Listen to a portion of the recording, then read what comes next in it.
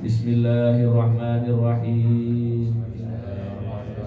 Nawaitu ta'alluma wa ta'lim wal mudzakarata wa tadhkir wan naf'a wal intifa' wal ifadata wal istifadah wal hatha ala tamassuki bi kitabillahi wa sunnati rasulihi sallallahu alaihi wasallam wa du'a ilal huda wa dalalata 'alal khairi ibtigha'a wajhillahi wa mardatihi wa qurbihi wa thawabihi subhanahu wa ta'ala.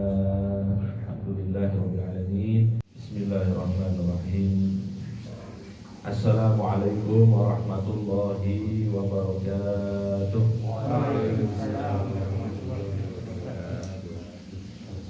Alhamdulillahi rabbil alamin.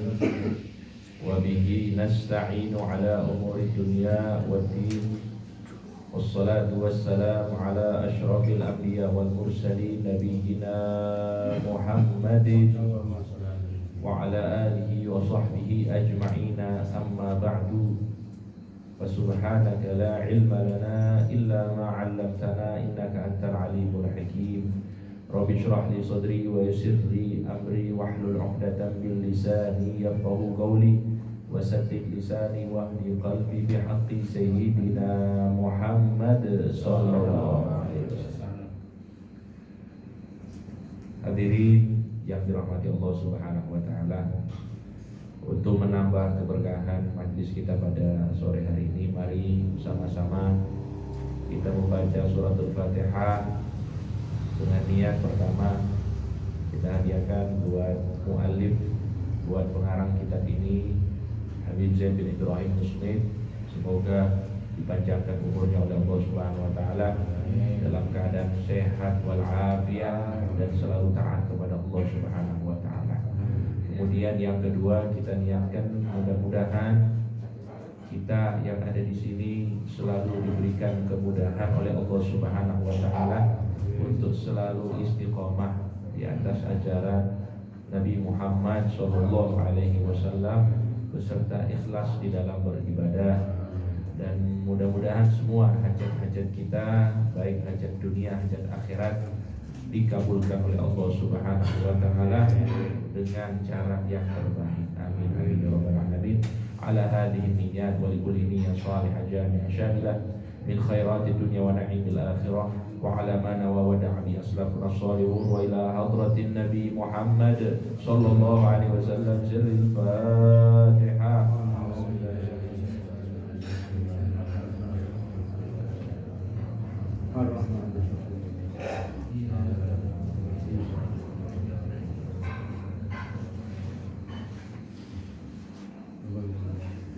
Bismillahirrahmanirrahim. Nawaitu ta'alluma wa ta'lim wal mudzakarata wa tadhkir wan naf'a wal intifa' wal ifadata wal istifadah wal hatha ala tamassuki bi kitabillahi wa sunnati rasulihi sallallahu alaihi wasallam wa du'a ilal huda wa dalalata 'alal khairi ibtigha'a wajhillahi wa mardatihi wa qurbihi wa thawabihi subhanahu wa ta'ala. Alhamdulillahi rabbil alamin. Para jamaah hadirin yang dirahmati Allah Subhanahu wa taala, kita lanjutkan kembali pembahasan dari kitab ini, yaitu Al-Manhajus Shawi di Syarhi Thariqati Bani Alawi, yang mana kita sudah sampai ke pembahasan tentang hikmah-hikmah yang disampaikan oleh para salafun as-saleh, yang mana mereka ini yaitu para sahabat, para tabi'in dan para tabi'ut tabi'in yang mendapatkan tempat yang khusus di sisi Allah Subhanahu wa taala. Dan orang itu kalau misalnya dia dalam kehidupannya itu menyusuri jalan takwa, pasti dia akan diberikan banyak hikmah oleh Allah. Wattaqullah wa yu'allimukumullah. Bertakwalah kepada Allah, niscaya Allah pasti akan mengajarkan kepadamu ilmu. Itu hikmah, ilmu yang manfaat, sehingga tidak heran dari lisan-lisan mereka keluar ilmu-ilmu yang sangat luar biasa, keluar pedoman-pedoman bagi kita semuanya agar bisa menjalani kehidupan ini lebih baik lagi. Di sini kita sudah bahas beberapa di antaranya, dan yang terakhir itu hikmah yang disampaikan oleh Bishr Al-Hafi. Bishr Al-Hafi yang kita sudah ketahui, beliau ini adalah seorang ulama, juga seorang sufi, yang mana beliau dikatakan adalah orang yang sangat warok, yang sangat ikhlas di dalam beribadah kepada Allah Subhanahu wa taala.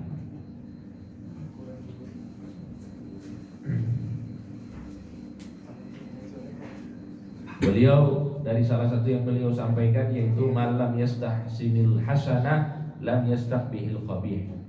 Barang siapa yang tidak bisa melihat kebaikan itu sebagai kebaikan, maka niscaya dia tidak bisa melihat keburukan sebagai keburukan. Artinya kita itu harus fair, harus adil di dalam penilaian. Yang baik harus kita katakan baik, yang buruk harus kita katakan buruk. Karena ketika penilaian ini sudah melenceng, maka mata kita akan kabur akan kebenaran dan kabur akan kesalahan. Biasanya yang jadi dorongan kaburnya pandangan kita ini bukan kabur mata maksudnya, mata hati. Ketika ada unsur-unsur luar, misalnya ketika ada orang yang melakukan kebaikan tapi orang itu tidak kita sukai misalnya, biasanya kita itu dorongannya menganggap kebaikan yang dia lakukan itu buruk pokoknya di mata kita. Karena apa? Karena dorongan dari dalam hati kita tidak suka dengan orang tersebut. Nah itu yang dimaksud di sini. Sama halnya juga orang misalnya ketika dia melihat keburukan, tapi keburukan itu dilakukan oleh orang yang dia kasihi, itu biasanya dia mencari alasan-alasan, pembenaran-pembenaran sehingga dia tidak menyalahkan orang tersebut. Padahal sudah jelas misalnya. Ini kita tidak bicara bab tentang husnuzon dan suuzon, tapi kita berbicara dalam hal ini ketika kebaikan itu sudah terang benderang, keburukan itu sudah terang benderang, maka kita harus memakai insting penilaian kita yang benar. Yang benar kita bilang benar, yang baik kita bilang baik, yang salah kita bilang juga salah. Maka dengan itu kita akan sempurna mengikuti Nabi Muhammad SAW. Karena banyak dari orang-orang itu, ya jangankan masyarakat umum ya, kadang-kadang juga para ulama ketika misalnya mereka sudah sering dibaiki misalnya, biasanya itu sudah takut untuk bersuara misalnya. Maka ada beberapa pondok pesantren, misalnya pondok pesantren yang di Jawa Timur, di Sidogiri itu mereka sangat kuat di dalam pendiriannya. Ya kalau misalnya ada misalnya bantuan-bantuan itu mereka tolak, karena ditakutkan ketika mereka itu menerima bantuan-bantuan dari pemerintah ataupun yang lainnya, mereka itu takut untuk menyuarakan apa yang benar, apa yang salah. Jadi itu istilahnya yang penting ini kita tidak bicara yang jauh-jauh ya, dimulai dari diri kita sendiri. Karena kalau penilaian ini sudah tidak benar, maka selanjutnya juga akan salah. Sedangkan orang itu di dalam beribadah, salah satu syarat utamanya itu tamyiz, Tamyiz itu di dalam definisinya para ulama, tamyiz yaitu bisa membedakan mana yang benar, mana yang salah, yang baik, yang buruk. Kalau misalnya dalam hal ini saja kita sudah tidak benar, sudah keliru, maka bagaimana kita akan benar ibadah kepada Allah Subhanahu wa taala? Nah, jadi seperti itu. Jadi usahakan unsur-unsur kedekatan ataupun permusuhan itu jangan merubah penilaian baik kita dan penilaian buruk kita terhadap sesuatu. Jadi itu hadirin yang dirahmati Allah Subhanahu wa taala. Kemudian kita lanjutkan di sini hikmah dari Al-Imam Hasan Al-Basri. Imam Hasan Al-Basri ini dikatakan usulul syar'i thalathatun wa furu'uhu sittah. Dasar-dasar keburukan itu ada 3 dan cabang-cabangnya ada 6. Jadi dari 3 ini akan bercabang menjadi 6. Apa itu dasar-dasar keburukan? Yang pertama al-hasadu, hasad, iri. Kemudian yang kedua al-hirsu, tamak. Jadi dia tidak merasa cukup dengan apa yang dia miliki. Itu namanya hirs, tamak. Tamak terhadap apa yang dimiliki oleh orang lain itu. Ini dasar keburukan. Yang ketiga hubbud dunya, yaitu cinta dunia. Nah, di sini disebutkan 3. Hasad, tamak, dan cinta dunia. Nah, cinta dunia ini sebenarnya kalau kita lihat masing-masing di antaranya, orang itu kalau misalnya dia sudah cinta dunia, kata Nabi Muhammad SAW, maka itu adalah awal mula keburukan. Tapi cinta dunia ini harus kita klarifikasi dulu, jangan wah berarti kalau saya itu punya mobil atau punya rumah atau punya istri atau punya apapun lah dari bagian dunia ini saya sukai, maka saya akan istilahnya jatuh dalam keburukan. Bukan seperti itu. Yang dimaksud di sini adalah berlebihan di dalam cinta, sehingga ketika berbenturan antara kepentingan ibadah dan kepentingan dunia, kita itu lebih mementingkan kepentingan dunia. Nah, ini yang dimaksud dengan cinta dunia. Jadi istilahnya lebih memprioritaskan dunianya ketimbang akhiratnya. Itu cinta dunia yang diperingati oleh Nabi Muhammad SAW.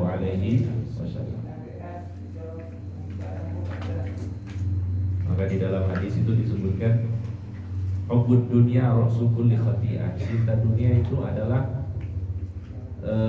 inti ataupun dosa yang paling utama, itu cinta dunia. Hadirin yang dirahmati Allah Subhanahu wa taala. Sama halnya dengan hasud atau iri dengki. Hasud ini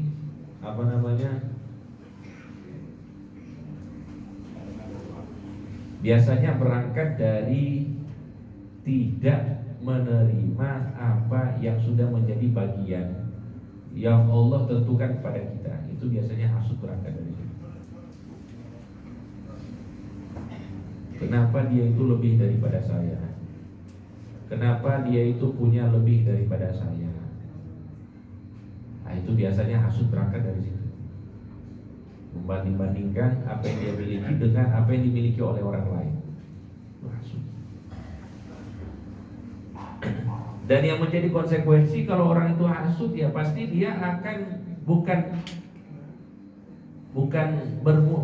bermasalah dengan orang yang dia hasuti saja, tapi dia bermasalah dengan Allah Subhanahu wa taala. Dia akan bermasalah dengan orang yang dia akan bermasalah dengan Allah Subhanahu wa taala. Karena Allah yang sudah tetapkan. Nah, ini bagian kamu ini. Kamu itu kalau hidup di dunia rezeki kamu sekian. Kalau kamu itu hidup di dunia, kemampuanmu ini. Ketika kita itu tidak terima dengan hal tersebut, maka kita akan hasut pada orang lain.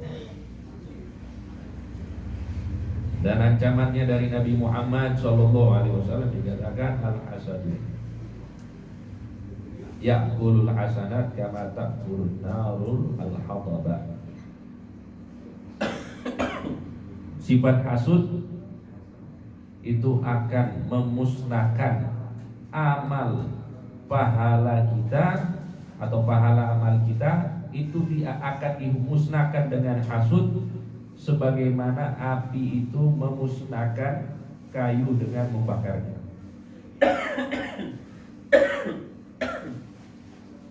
Sallu ala Nabi Muhammad.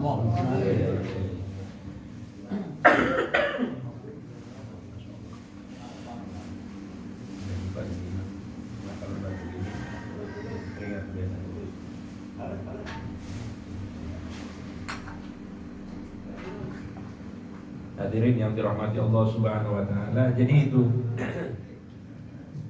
Jadi jangan sampai kita itu terindikasi orang-orang yang hasud. Ya, terindikasi sebagai orang-orang yang hasud. Karena eman-eman pahala.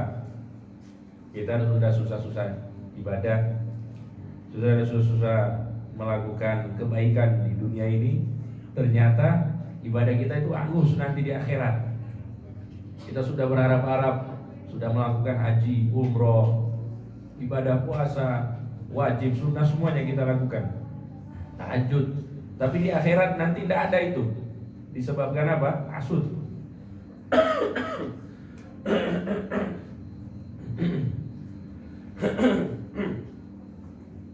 Dan hasud itu layak bi khair.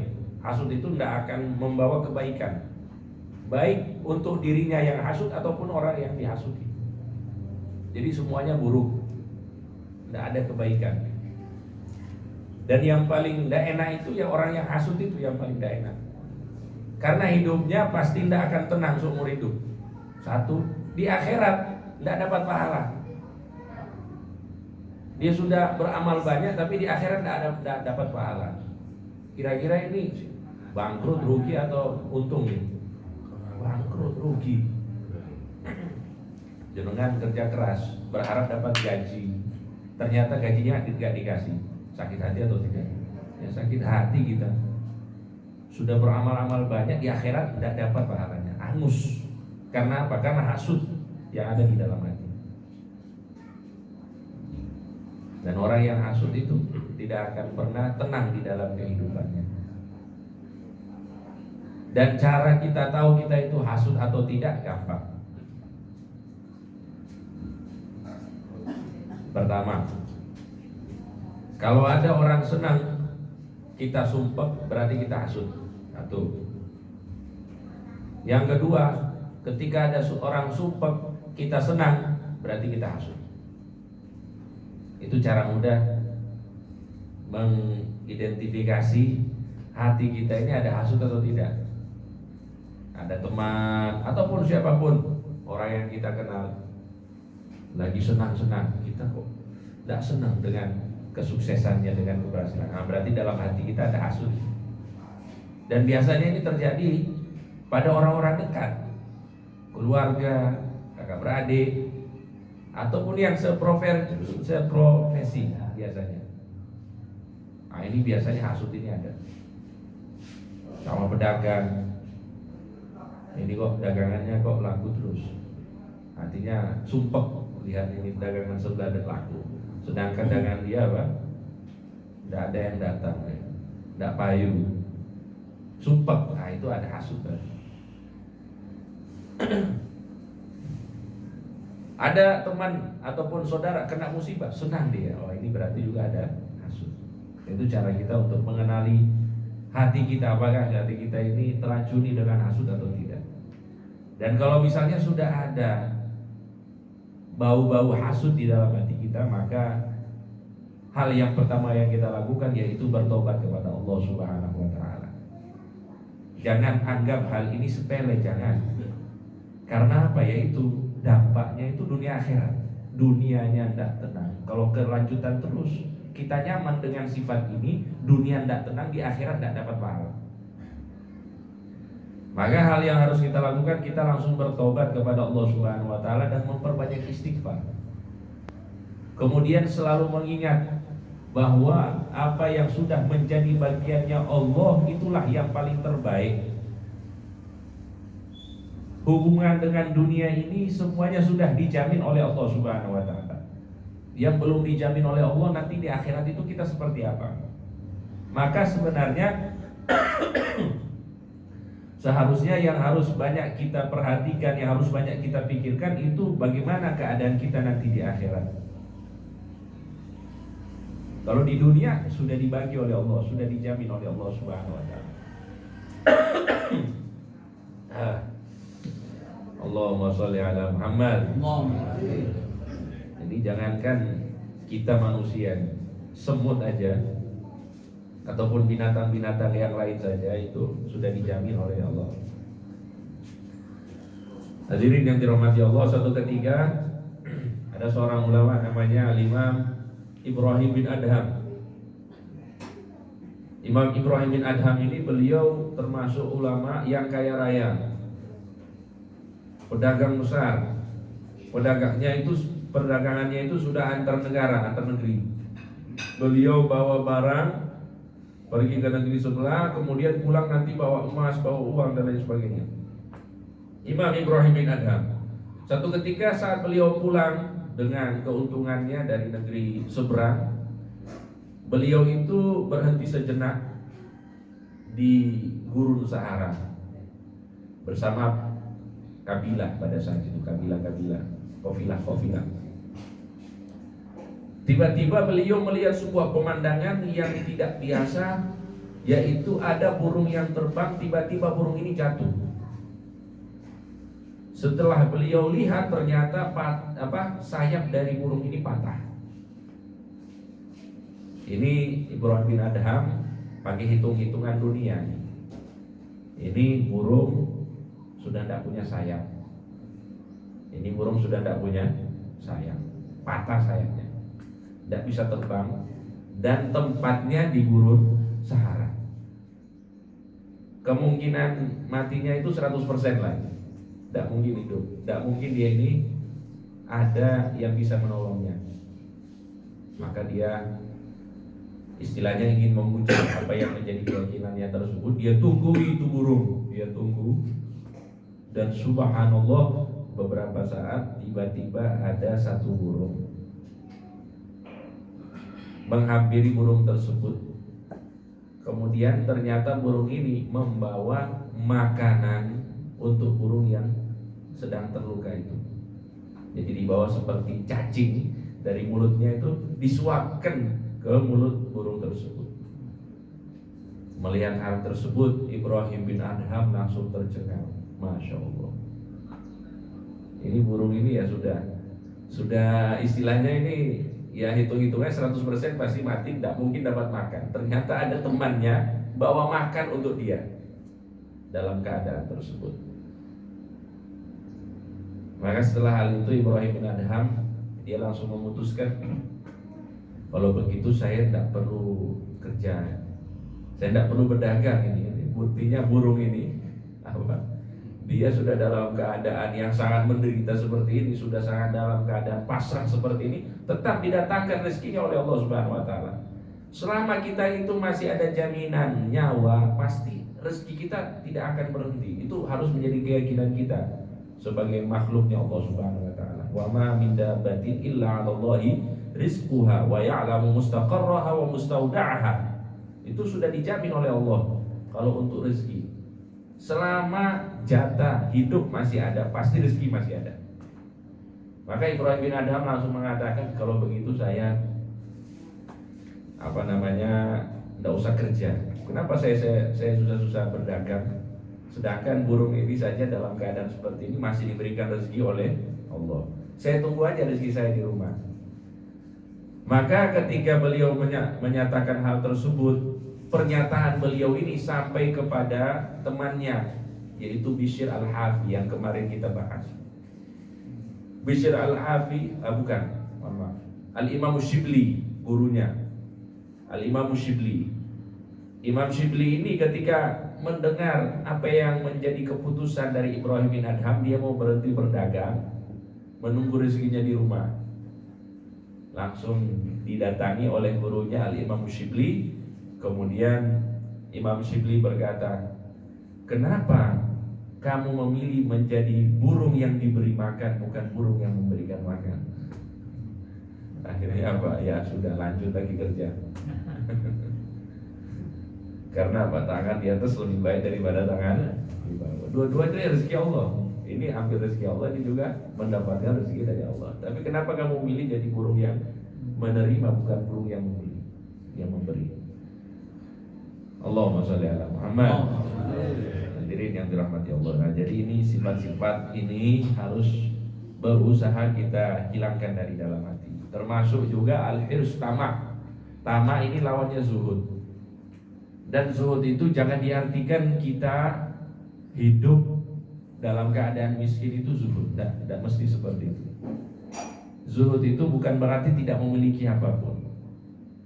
Tapi zuhud itu ialah ketika kita nerimo dengan apa yang diberikan oleh Allah. Itu namanya zuhud. Allah berikan kita setiap bulan gaji 5 juta. Alhamdulillah, ini kita terima. Kita tidak memandang orang yang punya 10 juta, orang yang punya ini. Pokoknya ini bagian saya seperti ini. Saya sudah berusaha, saya dapat seperti ini. Saya terima, saya syukuri. Itu namanya zuhud.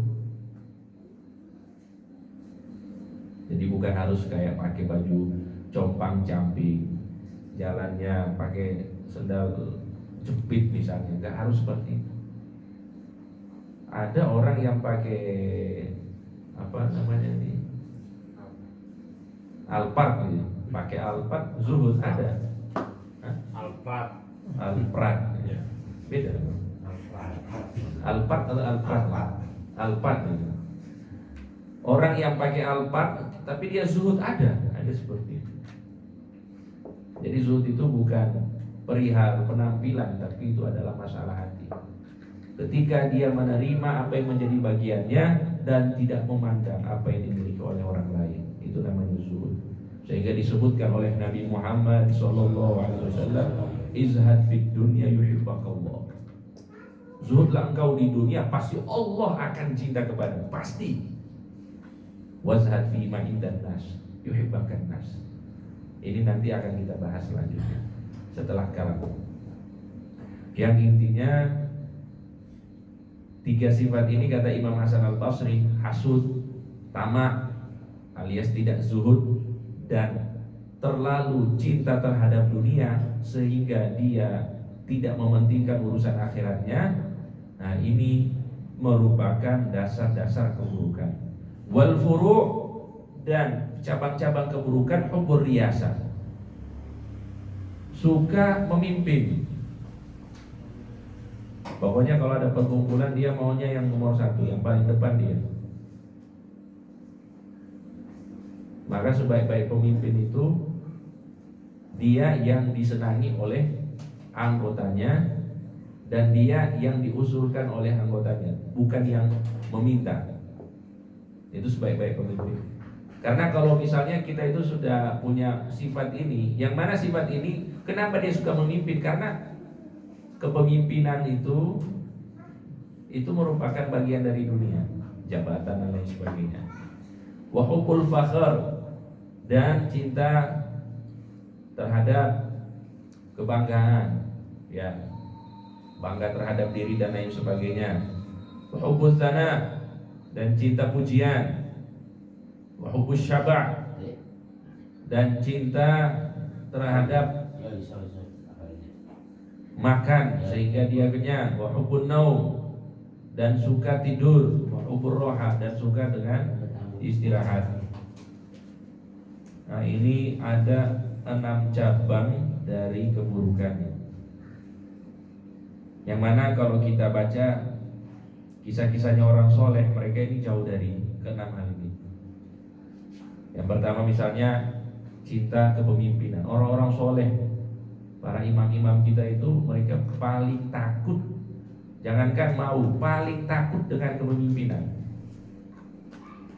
Mungkin kita sudah pernah bahas dulu Imam Abu Hanifah. Imam Abu Hanifah, beliau itu ditawarkan menjadi hakim sebanyak 3 kali, beliau menolak terus sampai beliau itu dipenjarakan oleh khalifah.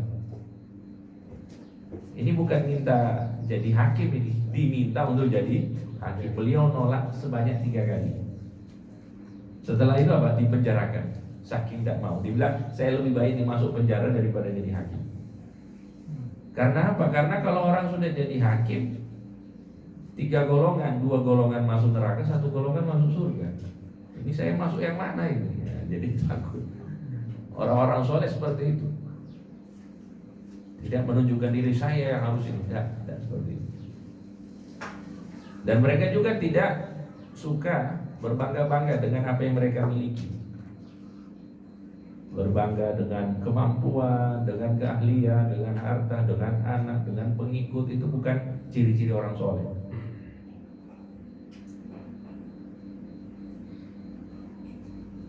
Mereka juga tidak mau pujian.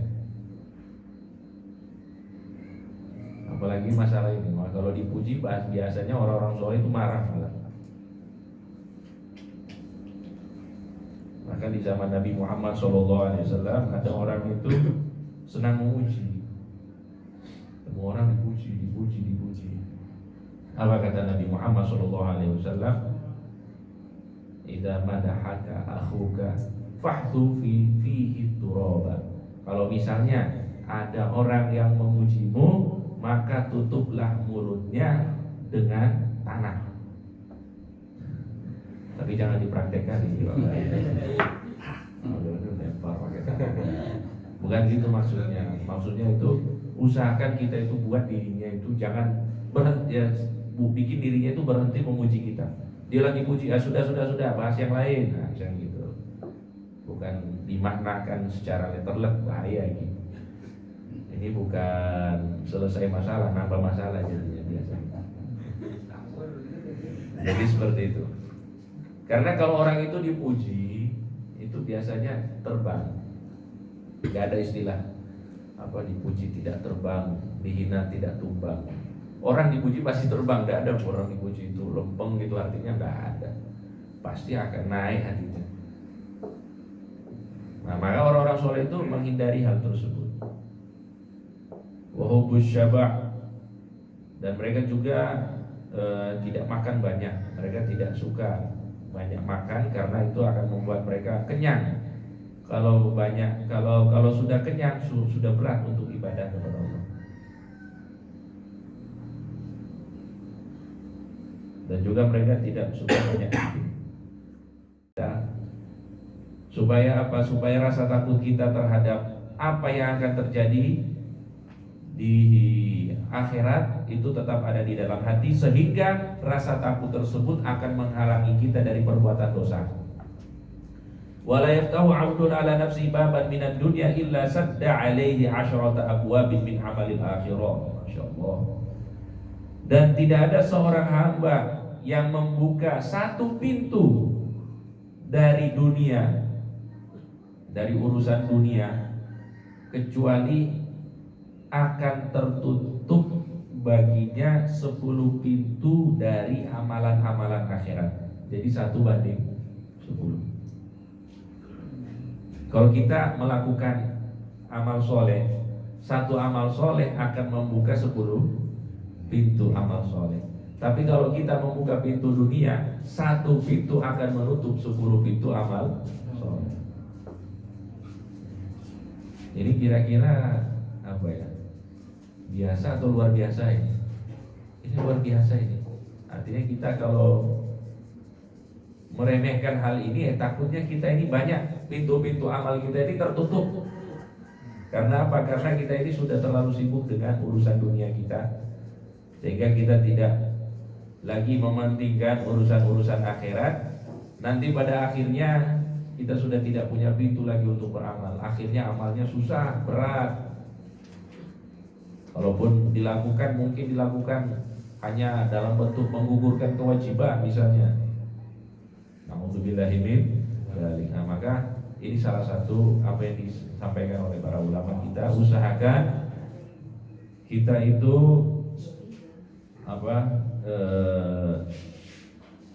hidup di dunia ini jangan terlalu berlebihan di dalam cinta terhadap dunia.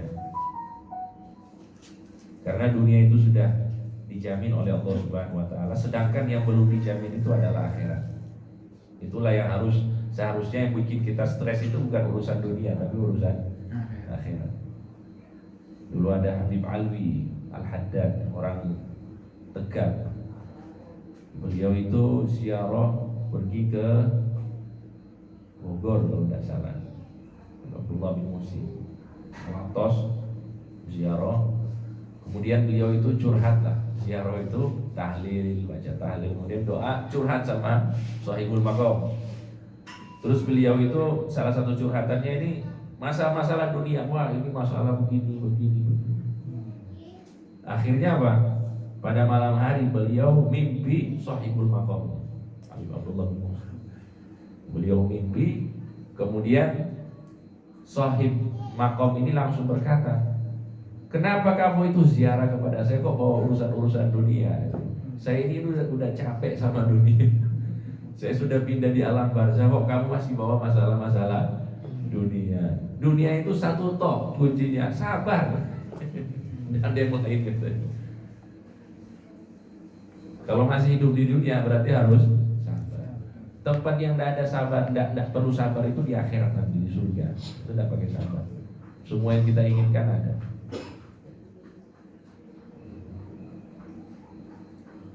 Jadi apa namanya? Ya itulah yang istilahnya mindsetnya kita ini perlu dirubah. Kalau misalnya kita ini dunia minded, nah usahakan jadi akhirat minded. Yang diutamakan itu akhirat. Karena akhirat ini belum ada jaminan itu loh. Kalau dunia kan insya Allah kita semua yakin sudah dijamin oleh Allah. Itu yang tadi saya kisahkan Ibrahim bin Adham. Burung yang sudah sekarat seperti itu saja masih diperhatikan oleh Allah. Apalagi yang sehat, yang bugar, yang kerja, apalagi seperti itu. Nah, maka yang harus kita perhatikan bagaimana akhirat kita. Akhirat kita ini selamat atau celaka. Nah itu yang harus kita perhatikan. Tapi insya Allah di majlis ini kita berharap kita termasuk orang-orang yang diselamatkan oleh Allah Subhanahu wa taala. Wal 'amil 'ala ghairi ilmin kasairi 'ala ghairi thariq. Dan orang yang beramal tanpa ilmu itu seperti orang yang berjalan bukan di jalan. Dia bukan di jalan raya, tapi dia ikut jalan yang salah. Berjalan tapi bukan di relnya. Itu orang yang beramal tanpa ilmu. Maka ilmu itu seperti panduan. Kalau bahasa sekarang mungkin kita bisa katakan ilmu itu seperti map. Iya, map gitu. Map. Mau pergi ke rumahnya Pak Yul ini harus pakai map. Kalau tidak pakai map akhirnya kita sampai di Wonokromo atau di mana ya kan. Ini apa sih? Kanggotan ini, Kanggotan. Mungkin sampai di Parantritis. Ada yang kemarin katanya curhat sampai di mana? Selgoroyoso. Karena mungkin mapnya salah, ya kan? Nah, ilmu seperti itu, ketika kita ada ilmu, maka jalan kita akan benar. Wa ma yusidu aktsaru mimma yuslihu. Dan orang yang beramal tanpa ilmu, keburukan yang dia lakukan lebih banyak daripada kebaikan. Ini sudah dicatat oleh para ulama. Orang yang beramal tanpa ilmu, keburukannya lebih banyak daripada kebaikannya. Oleh karena itu ada dikisahkan dulu yang mungkin di awal-awal pengajian kita, Imam Ibnu Arabi, beliau mengkisahkan ada seorang ahli ibadah, kerjaannya ibadah tok, gak ada yang lain. Dia ibadah terus kerjaannya, berpuluh-puluh tahun ibadah kepada Allah. Tapi ada satu kelakuannya yang mengherankan. Apa itu?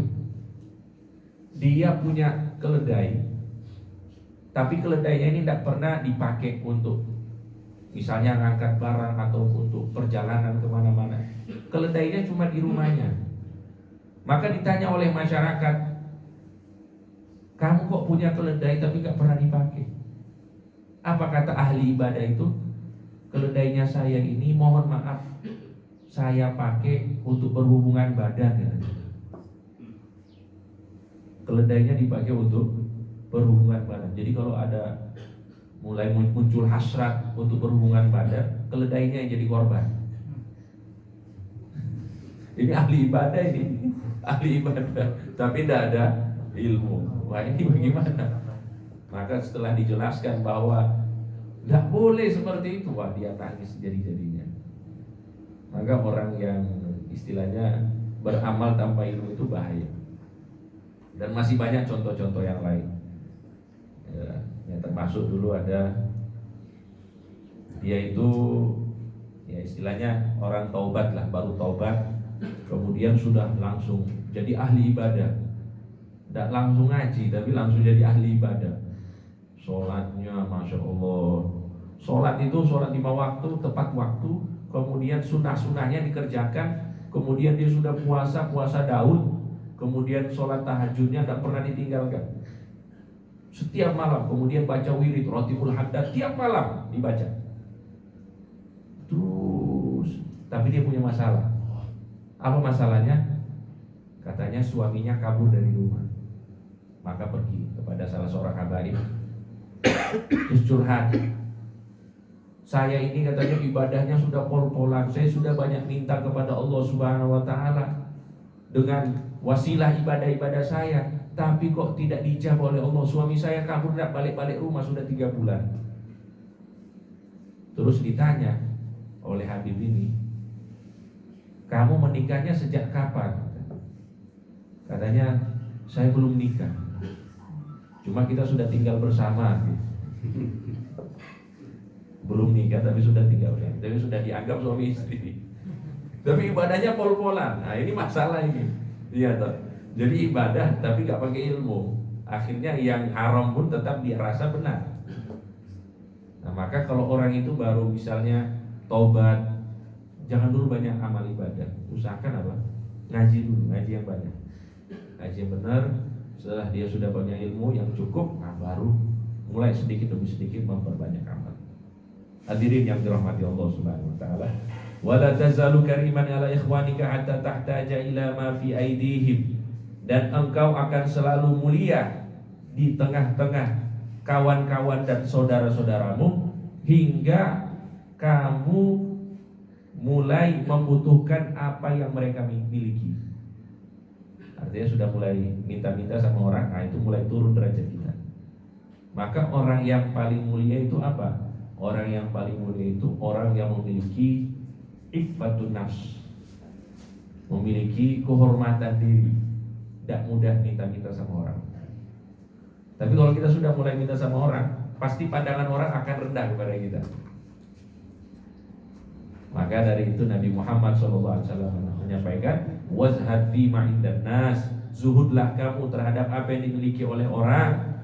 Yuhibbakan nas, pasti orang-orang akan senang kepadamu. Ini yang menyampaikan Nabi Muhammad SAW.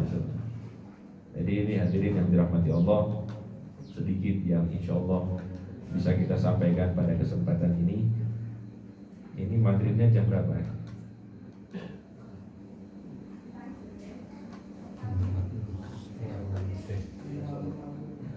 Setengah 6, 40 menit ya? 40 ya? 4 menit lagi insyaallah. Jadi ini beberapa hal yang insyaallah bisa menambah keimanan kita kepada Allah Subhanahu wa taala, dan mudah-mudahan kita bisa menjadi lebih baik lagi di masa yang akan datang. Kesimpulannya, kita di sini diarahkan untuk bisa menghindari sifat-sifat buruk, yang mana dasar-dasar dari sifat buruk tersebut adalah hasud, tamak, dan cinta terhadap dunia. Kemudian kita juga di sini diarahkan untuk selalu mementingkan urusan akhirat kita ketimbang urusan dunia.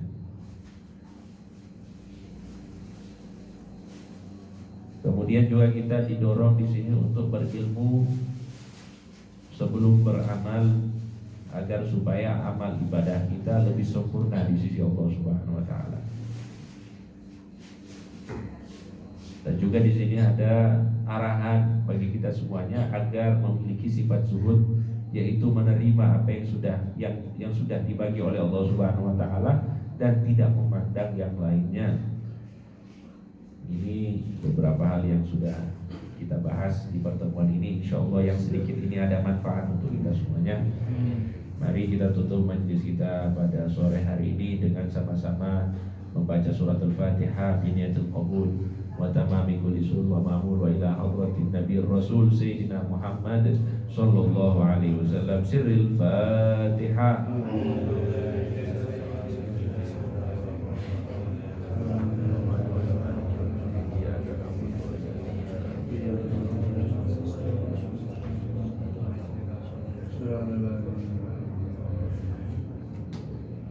Allahumma salli wa sallim wa barik ala sayyidina Muhammadin da'iba birahmatillah adada ma fi ilmillah salatan wa salaman daimaini bidawami mulkillah wa ala alihi wa sahbihi. Allahumma ja'al fi ta'atika farahi wa sururi wa fi mardatika jami'a umuri. Allahumma ya alim bihalati wa muttali ala sarairi wa niyati iqdi jami'a hajati waghfir dhunubi wa sayyiati wa tajawaz an khati'ati wa zallati wa taqabbal jami'a hasanati wa samihni fima madha wa ma yati waktubni fi diwani sadati wasluk fi sabila najati fi hayati wa mamati. Allahumma inni tami'un fi 'atam ragibun fi ridha mustaslimun li qada faktubni min awliyak wasluk fi sabila hudak wa alhifni bi asfiyak. Sallallahu ala sayyidina Muhammadin wa ala alihi wa sahbihi wasallam walhamdulillahi rabbil alamin. Subhanakallahumma wa bihamdika asyhadu an la ilaha illa anta astaghfiruka wa atubu ilaik. Terima kasih banyak matur sangat. Wallahu taala alam. Allahul muwaffiq ila aqwamit thoriq. Wassalamualaikum warahmatullahi wabarakatuh.